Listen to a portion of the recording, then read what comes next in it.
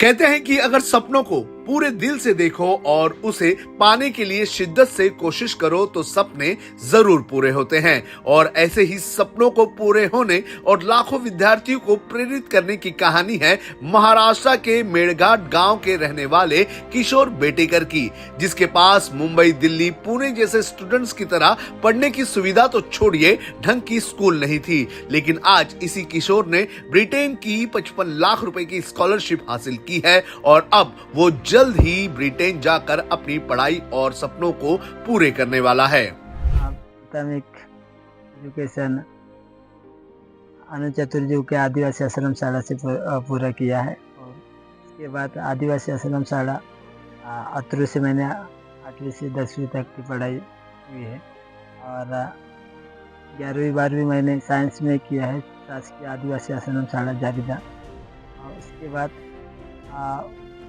आगे क्या करना है इसके बारे में पता नहीं था और इसमें मुझे राजू केंद्र का गाइडेंस मिला और मैंने PSW में एडमिशन लिया, Savitri Jyotirao social work college Yavatmal में।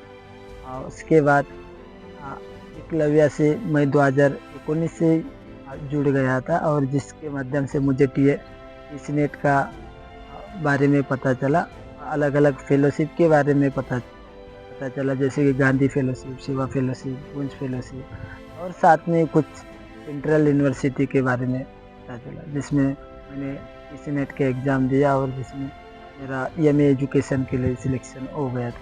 और उस दौरान मुझे पैसों के आर्थिक पैसों का दिक्कत आया फाइनेंशियल, जिसमें मुझे विद्यादान सहायक मंडल यानी इन्होंने बहुत मदद की। और अभी मैंने पिछले 1-2 महीने से जो कुछ यूनिवर्सिटी में ट्राई कर रहा था कि अब्रॉड पढ़ना जाना है, इसलिए तो अभी मेरा यूनिवर्सिटी ऑफ ब्रिस्टल में सिलेक्शन हो। मेड़घाट का चिलाटी गांव पहाड़ों और जंगलों से घिरा हुआ है और बुनियादी सुविधाओं से काफी दूर है।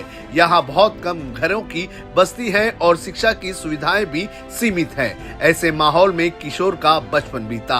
परिवार की आर्थिक स्थिति साधारण होने के कारण उसे बचपन से ही घर के कामों में मदद करनी पड़ी। वो अक्सर जंगल में मवेशियों को चराने जाता था, लेकिन इन सभी के बीच उसने अपनी पढ़ाई के प्रति लगन को कभी भी कम होने नहीं दी। मवेशी चराते समय पेड़ के नीचे बैठकर पढ़ना उसका दिनचर्या का हिस्सा बन गया था। किशोर बेटेकर कोरकू आदिवासी समुदाय से आता है। घर में कोरकू भाषा बोली जाती थी, जबकि स्कूल की शिक्षा का माध्यम मराठी था। शुरुआत में भाषा एक बड़ी समस्या थी, लेकिन उसने हार नहीं मानी। मेहनत और निरंतर प्रयास के बल पर उसने अपनी पढ़ाई जारी रखी और उसने अपनी प्राथमिक शिक्षा अमरावती के पास रेवसा के आश्रम शाला से पूरी की और आगे की पढ़ाई मेड़घाट के ही आश्रम शाला से की। आश्रम शाला की शिक्षा ने उसे आगे बढ़ने की दिशा दी। हाँ,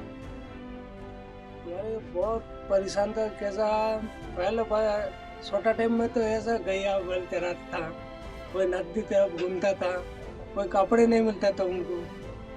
तो इधर कैसा कमाई भी नहीं है, पैसा का भी अवला है, तो कैसा ऐसा हमने पहले में बाढ़ देता ऐसा हाथों में, तो ऐसा आप जाता तो बच्चे उन्हें ऐसा बकता, तो कोई किधर घूम रहा है, कोई नदी में, कोई गया वैसी तरफ जाता, भेजाता था हम कि भाई गया वैसी तरफ तू चल जा, मैं जोतने को जाएगा, खेत का काम भी करना ही पड़ता, तो खेत का काम भी करता था मैं। वो तो स्कूल भेजेंगे तो स्कूल नहीं जाता, तो जंगल में बसता, गया तरफ जाता था। तो ऐसा पढ़ते पढ़ते उसको पढ़ाता था, तो थोड़ा बहुत पैसा दे देता तो स्कूल में जाता, और वो वक्त आ जाए तो इधर जंगल में जाता भैंसी में। स्कूल तरफ से आ गया तो भैंसी तरफ भेज जाता था उसको मैं, तो भैंसी तरफ का चारा हो गया तो उसको और स्कूल तरफ जाता, तो मैं क्रिकेट का काम करता था। ऐसा परेशान से होता था। हमारे इधर मेलघाट में ज़्यादा काम भी नहीं, पैसा का आवाक भी नहीं, बच्चों में ज़्यादा आगे नहीं बढ़ता था।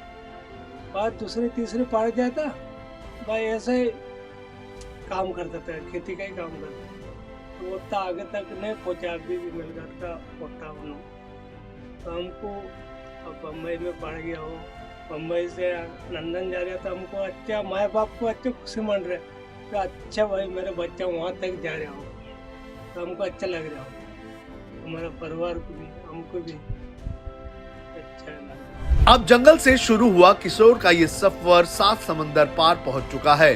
जो लड़का कभी पेड़ के नीचे बैठकर पढ़ाई करता था, वही अब ब्रिटेन में उच्च शिक्षा प्राप्त करेगा। उसकी ये कहानी मेड़घाट और अन्य आदिवासी क्षेत्रों के छात्रों के लिए प्रेरणा बन रही है और ये साबित करती है कि कठिन परिस्थितियों में भी शिक्षा के बल पर बड़ी सफलता हासिल की जा सकती है।